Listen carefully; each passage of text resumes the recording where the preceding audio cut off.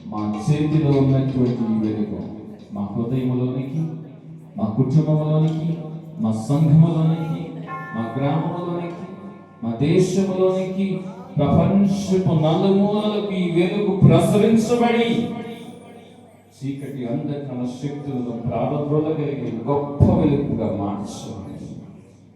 ఈ వెలుగు ప్రభుత్వ నిత్యము మా హృదయంలో మండింపగలిగే పరిశుద్ధాత్మ మాకు అనుగ్రహించమని. దయచేసి కూర్చుందాం.